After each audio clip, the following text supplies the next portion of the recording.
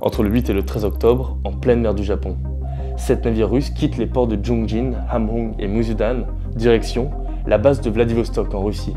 À leur bord, 1500 membres des forces spéciales nord-coréennes, prêts à aller se battre en Ukraine. C'est du moins ce qu'affirment les services secrets sud-coréens. À l'appui, ces images satellites sur lesquelles se trouveraient des soldats nord-coréens sur le sol russe. La Corée du Sud affirme que 12 000 de ses combattants vont prêter main forte à la Russie dans sa guerre en Ukraine, une affirmation partagée par Volodymyr Zelensky, mais démentie par la Russie et la Corée du Nord.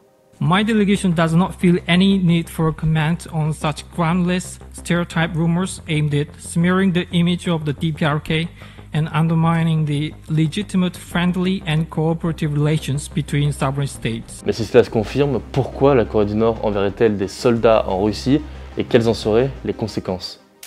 Jusqu'à présent, la Corée du Nord s'était contentée d'un soutien matériel à son allié russe. Depuis 2023, elle aurait envoyé près de 13 000 conteneurs d'artillerie, de missiles et d'autres armes conventionnelles dans le cadre de la guerre en Ukraine. Mais le conflit s'enlise et les pertes s'accumulent de part et d'autre de la ligne de front. It is also true that Russia is getting weaker. This war is soaking up 40% of their budget. And last month, Russia suffered the highest daily casualty rate so far. La Russie a donc besoin de soldats. Elle se tourne alors vers son allié, la Corée du Nord, qui possède l'une des plus grandes armées du monde, avec ses près de 1,3 million de soldats d'actifs. Sur ces images, publiées par une organisation gouvernementale ukrainienne, apparaîtraient justement ces soldats nord-coréens arrivés en Russie.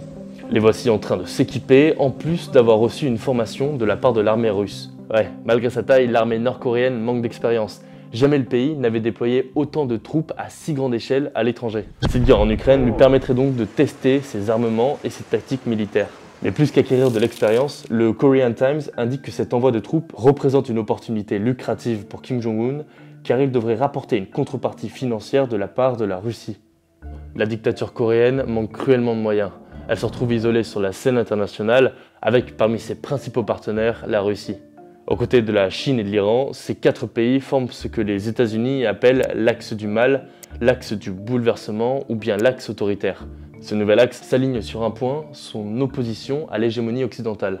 Pour ça, ces pays s'échangent des armes, des ressources, des informations et nouent des alliances. C'était le cas en juin dernier, lors de la visite de Vladimir Poutine à Pyongyang, la capitale nord-coréenne. À l'occasion, les deux pays ont signé un traité militaire. Celui-ci stipule une assistance mutuelle en cas d'agression de l'un des deux pays. Cela a notamment été le cas le 6 août en Russie, après l'offensive ukrainienne dans la région de Koursk. Bref, mercredi 23 octobre, l'OTAN a confirmé les preuves du déploiement des troupes nord-coréennes et son secrétaire général, Mark Rutte, redoute une escalade significative de ce conflit. La Corée du Sud, elle, envisage déjà des mesures concrètes, parmi elles celle de livrer directement des armes à l'Ukraine en cas de présence avérée de soldats nord-coréens en Russie.